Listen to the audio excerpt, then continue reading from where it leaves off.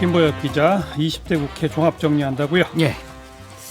지금까지 이런 국회는 없었다. 이것은 국회인가 국회인가 이런 주제를 잡아봤습니다. 국해? 예. 해로 올 해자를 붙여서? 그렇습니다. 그래요. 그 20대 국회가 오늘 본회의를 끝으로 사실상 막을 내리죠. 20대 국회는 2016년 5월에 시작을 했고요. 당시에 여당인 새누리당이 122석, 더불어민주당이 123석, 국민의당이 38석, 정의당이 6석. 그래서 여소야대 국회가 됐고 따라서 여당이 일방 독주를 할 수 없는 의석 구조라서 설득과 양보, 협상에 기반한 의회 정치가 가능할 것이다. 이런 기대가 있기도 했었습니다. 예. 그런데 결과는 여론이 좀 싸늘합니다. 네. 4년 내내 충돌과 공전을 거듭했다. 그래서 동물과 식물에게 좀 미안하지만 동물국회, 식물국회를 오갔다. 이런 예. 평가가 있습니다. 뭐 첫 해인 2016년 대통령 탄핵부터 정면 충돌했죠? 그랬죠. 탄핵소추안 처리를 시작하면서 여야 갈등의 골이 깊어지기 시작을 했고요. 예. 그런데 이제 촛불혁명 이후로 2017년에 치러진 조기 대선에서 문재인 대통령이 당선이 되자 이제 상황이 좀 바뀐 거죠. 여야가 바뀌었죠? 예. 그러면서 더 갈등이 깊어졌고 예. 그 국회 내내 탄핵 불복, 대선 불복으로 비칠 만한 충돌들이 있었습니다. 그리고 패스트트랙 정국. 예, 2018년 말부터 지난해 말까지 약 1년 정도 계속된 패스트트랙 정국인데요. 예. 이때는 여야가 몸으로 힘 대결을 벌였었죠. 그래서 몸싸움과 욕설 참 간만에 봤었는데요. 공직선거법 개정안, 고위공직자 범죄수사처 공수처를 처리하려는 민주당과 이걸 몸으로 저지하려는 자유한국당 사이에서 육탄전이 벌어지기로 했습니다. 네. 기억하시겠지만 국회 사무처에 팩스로 접수된 법안을 찢어버리는 일도 있었고요. 공사장에서나 볼 수 있는 이른바 빠루라는 게 등장하기도 했었죠. 그랬죠.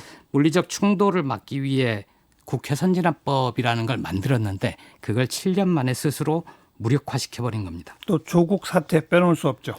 작년 9월, 10월 정기국회 무렵이죠. 정기국회는 국회가 가장 바쁠 때입니다. 예산 결산을 하고 새 예산안 심사도 해야 되고 정부를 감시 견제하는 국정감사도 해야 되는데 이때 제대로 하지 못하고 예. 정치가 제 기능을 하지 못하니까 조국 지지와 반대 그리고 검찰개혁 둘러싸고 주말마다 광장 정치가 전면에 부각되기도 예. 했었습니다. 그러면서 이제 총선을 향해 치달려 온 거예요. 그렇습니다. 사실. 총선 끝나고 나서 이제 뭐 임기 마치게 될 의원들이 마지막 분투를 하고 있는 거 아닙니까? 예, 아무것도 하지 않고 막 내리는 거 아니냐 이런 우려도 있었는데요. 좀 여론에 때밀린 측면이 있죠. 쟁점이 적은 법안을 4월 29일 본회의와 오늘 본회의에서 통과를 시켰습니다. 예. 법안 처리율 보면은 과거 국회보다 20대 국회가 확실히 낮긴 낮아요. 예, 한 37%가 못 될 것 같습니다. 오늘 처리되는 법안을 보더라도요. 예. 16대 때가 62.9%, 17대가 50.4%, 18대와 19대 국회도 40% 초반대였거든요.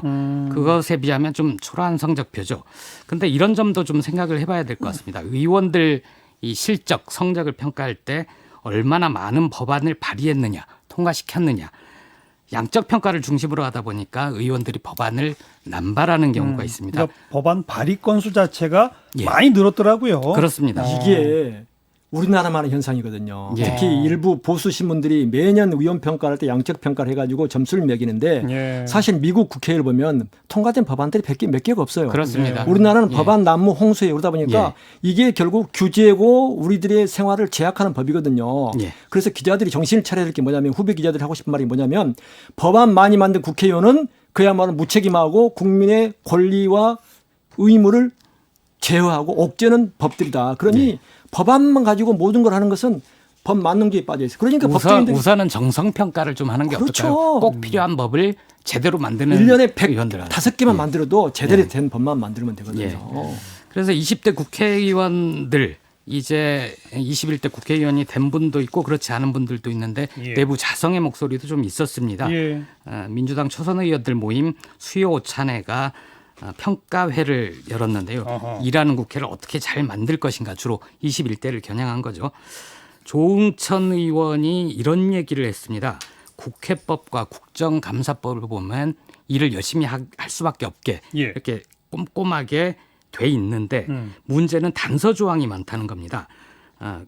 뭐뭐에도 불구하고 다만 이럴 때는 안 해도 된다는 식의 단서 조항들이 있어서 실제로 구멍이 숭숭 뚫려 있다는 거죠. 그래서 세 보니까 다만 불구하고 이런 표현이 들어가는 게 134개나 된다고 합니다.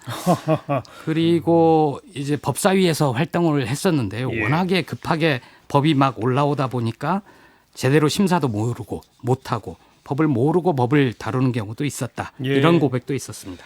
그런데 매번 나오는 얘기지만 4년 지날 때마다 예. 지난 국회가 최악의 국회였다. 예, 4년 전에도 똑같은 얘기 하지 않았어요? 맞습니다. 8년 전에도 똑같은 그래서 얘기 했었고. 국회가 끝날 때는 매번 역대 최악의 국회다. 그러니까요. 이런 언론들의 평가가 있는데요. 예. 그래서 20대 국회도 좀 억울한 점도 있을 것 같습니다.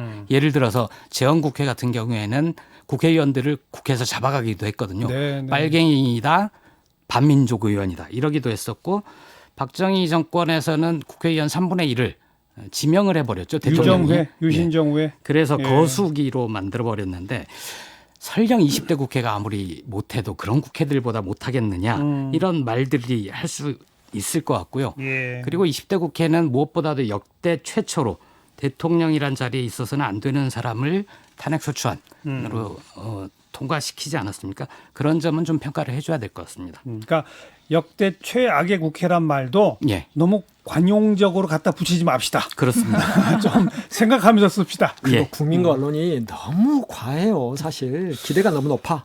예. 그렇죠. 뉴스 사이다였습니다.